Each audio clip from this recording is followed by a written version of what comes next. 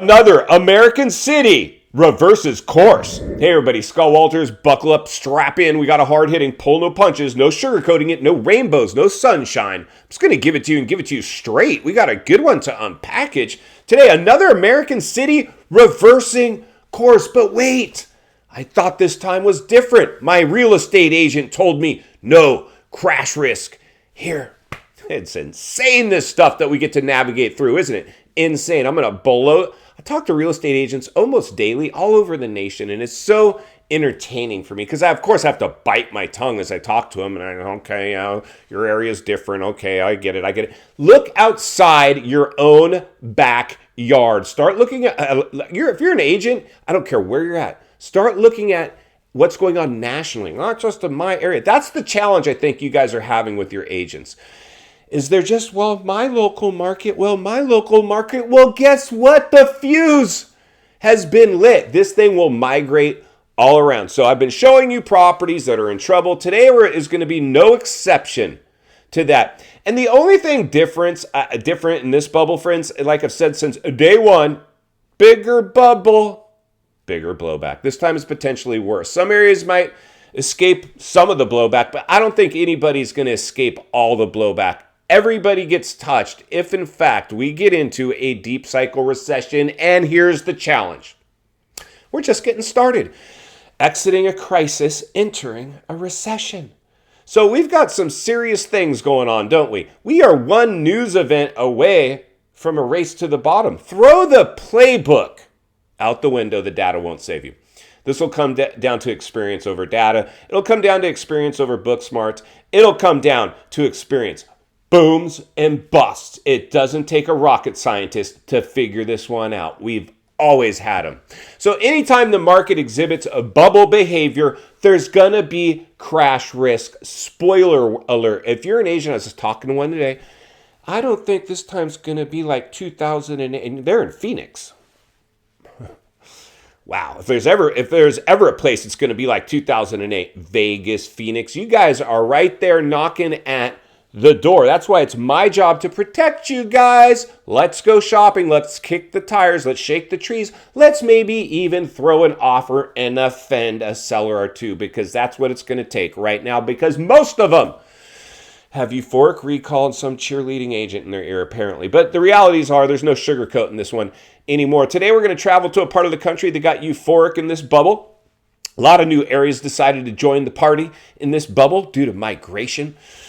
Oh my gosh, this thing's just insane. Insanity. But what we have a big challenge with right now, friends, is this is bad. This is bad. Because see, it's one thing if you're selling your house for whatever reason, but when you're selling your house that was purchased a year ago, you're now selling the house. But wait, it gets better or worse, depending on how you look at it.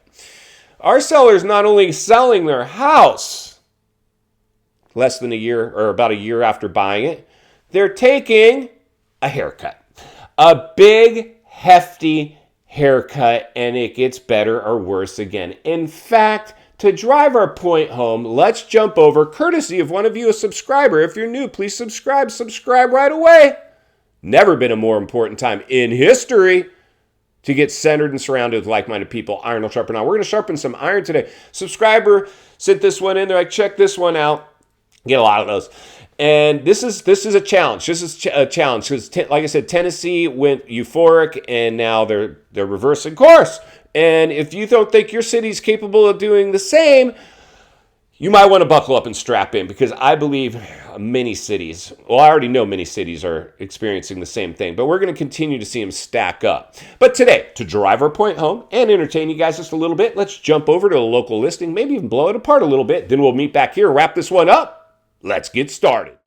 Hey, Scott, buckle up and strap in as I present to you this gem listed at $60,000 or 23% lower than its purchase price from last year and still overpriced. Maybe someone will throw them a life preserver at $150,000, but that would be generous considering you need to dump $20,000 or more in for a new kitchen. I could be wrong, but this seems to be a sign of much better deals to come this winter. All right, friends, buckle up and strap in, roll up your windows, lock your doors, maybe even put on an economic face mask if you got one. We're heading over to Tennessee, and everything on your screen going through the kiss of death, price reductions. Now let's go ahead and take a peek around. And here we go, a cute little house with a yard, everything that you'd want except a kitchen. Our buyers bought this house, started renovating, and apparently ran out of money as they're now listed in need of a kitchen. Amongst other things, now let's go ahead and read our property's description. Adorable cottage home on a desirable lot located just 3 minutes from downtown. This home is priced to sell to the buyer who's willing to put in a little TLC. A little, we're missing a kitchen. Let's look a little further. Today's stuck on the market property has an estimated mid-range value of approximately $187,000 in potentially a declining market. Now let's see where they're priced at. After multiple price reductions, getting caught chasing the market with our pants down, we're now priced at just under $200,000 and still above its mid-range value for a move-in ready home. But wait, there's more. Our sellers paid $260,000 for the home just a year ago. But wait, there's a silver lining. If we were to give them their stuck on the market price, which we wouldn't, our approximate cost to carry would be $1,200 per month. Now let's go ahead and see what our property's estimated rent range is. Well, our property has an estimated rent range of $1,700 a month. It's cheaper to own this house than it is to rent. This thing could actually cash flow, yet they're still stuck on the market. Let's get back to the studio so we can wrap this one up. All right, friends, welcome back, and thank you to the subscriber for sending that in. So there you go. Our seller bought around a year ago. They're now selling it. They bought at $260,000, maybe without a kitchen when they bought. I don't know. The realities are they got a listing without a kitchen now. Prior to interest rate hikes, when real estate agents were deemed essential workers and interest rates were dropped. And due to the crisis, nobody wanted to open their doors. We had limited inventory, putting unorganic upward pressure on the markets where they experienced almost 50% appreciation, and it was normalized. How is that normal? Did what I just say to you sound normal at any level? Nothing passed the smell test in this bubble. Whew. This is insane. So this property, maybe prior, see, this was the craziest thing. I was just talking to an agent just before I started filming. And for one of you guys, subscriber in Phoenix, we're going to go offend some sellers over there with some offers. And I was telling them, I said, it's really ridiculous to me. We're talking about how you could sell a turd. Anybody, a 10-year-old could sell in the euphoria. You could take cell phone photos, not even professional photos of a house, and it would sell. You could have tenants, squatters, a disaster going on inside, and photograph it. It would still sell. Not anymore. Not anymore. Our house, there's only one thing that, and I told the agent I was talking to as well. I said, listen, for me, this was just insanity. Like, I'm not going to sugarcoat this at all. And they're like, I'm not either, Scott. I'm not here to sugarcoat. I said, good, then we can hang out. I don't even like to pay asking price, much less over asking price. That was insane what I saw. So there's only one thing that fixes a house that doesn't show well. Price. Price it right. Well, we got stuck on the market, chasing the market. Why? Euphoric recall.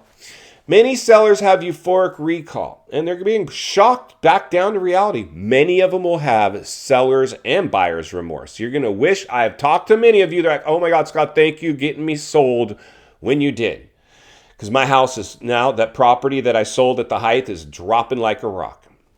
Insane. There's not much I can do for this seller. Now, for me, that house penciled out. So for me, because I know how to renovate a house relatively quickly with off-the-shelf products in stock, no custom order stuff, I could slap that kitchen back together with a handyman in 2 days and be back on the market. Most people are going to wander into the design center. I want a custom kitchen with lead times and spend hundreds or tens of thousands of dollars. No! Off the shelf, no custom order stuff. Just slam stuff back in right where it came out. Get that thing up and running. Vinyl plank flooring, fake granite, off the counter cabinetry. Boom! We're locked and loaded, ready to collect rents. But most people can't see that far forward. That's what I'm here for, to help you guys see that. So the realities are this, friends. We looked at a property today with a seller in trouble. They were supposed to be protected. They weren't. Their agent did their job and sold them the house. But for me, I would be like, listen, what are we doing here? What are we doing here? Clearly your cost to carry is above its rent range. Otherwise, we wouldn't be selling at a loss. We'd be finishing the kitchen and putting a renter in there. Our owner's back is against the wall. And here's the challenge. We're just getting started.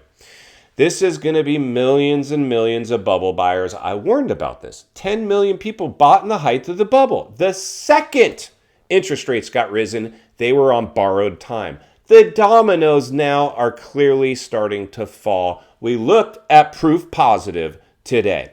In final thoughts, I come to you as a friend, as a content creator, as a real estate guy that wants to see you not only win in real estate, win in life. Understand the waters you're swimming in now. Shark infested. Tennessee, welcome to the swimming pool.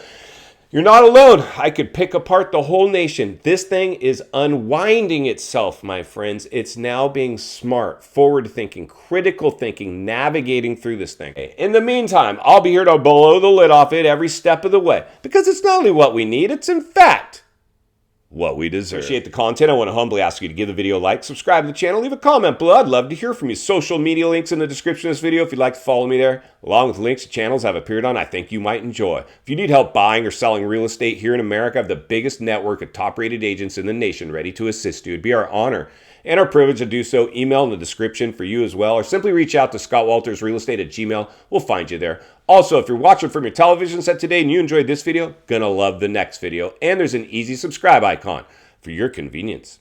As always, thank you for your time. Please go make it count today. I'll see you on the next video.